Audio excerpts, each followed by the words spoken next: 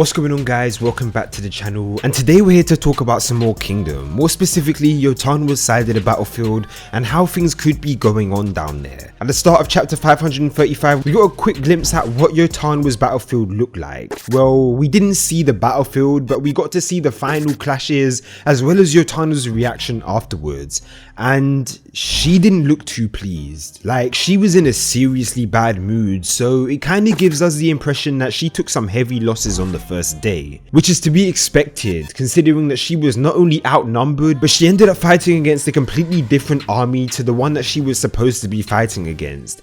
Outnumbered, caught in a bad position in terms of landscape and the environment, and having to readjust because a whole new army was introduced. Like, that's kind of crazy. To be honest, it's impressive that she managed to do as well as she did in that situation. And from what we last saw of her, it seems like she really turned the battle around and put herself in quite a decent position. But I think overall she's still at a disadvantage, so it kind of has me questioning how things will transpire on that side of the battlefield. And to be honest, I'm looking forward to when Hara focuses on that side exclusively for a couple of chapters, because I can't wait to see the mountain tribe go against each other at full force. Like, it's even hyped the little snippets that we've been given, because we've seen people going toe to toe with Baijo, and that alone is insane. Like, up until now he's been pretty much unrivaled. Every time he takes the field, shit gets done. But it seems like even he's having trouble with these guys. Or even if you don't want to say that he's having trouble with them, I'm sure you can at least agree that he's not just breezing through these guys like he would every other opponent we've seen him go up against. Like, he's legit being forced to earn his victory. And this is just one half of the army, although the other half is made up of plainsfolk, which the mountain tribe usually tear through effortlessly. They've got Shunsui as their commander, and with his work and experience with Roboku, as well as the fact that he can speak the language of the Kwanrong people, it's pretty safe to assume that this isn't his first clash or dealings with the mountain tribe. And this experience that he's got is likely to be extremely valuable,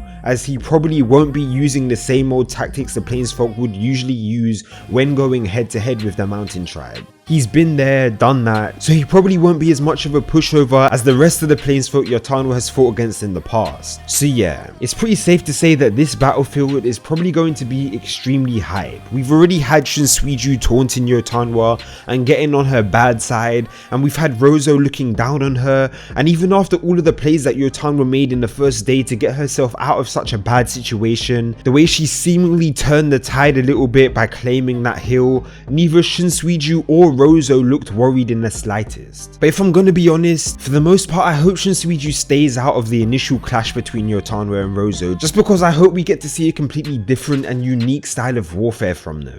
I don't want to see basic line formations and strategies that we've seen throughout the series. Like, I want to see pure savagery, like fearless, relentless pursuit of your enemy no matter how terrifying they may seem. Kind of like when we first saw the mountain tribe in action, when we were trying to reclaim the city from Seikyu. Like, I'm sure all of you guys remember the Weijing crossbow unit scene, right?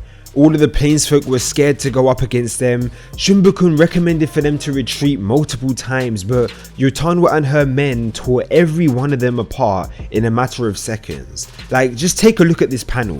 The pure savage moments that strike nothing but fear into the plainsfolk. This is just unrivaled savagery. Like, I can't even imagine what it would be like to see two armies of this level fighting against each other.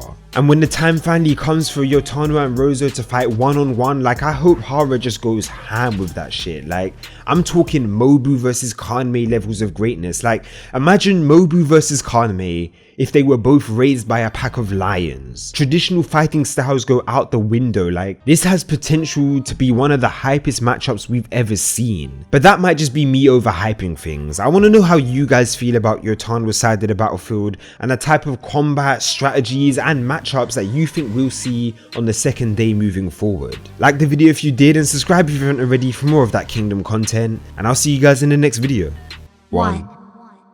Oh, and by the way, all hail the Lord of Death, YOTANWA. Peace.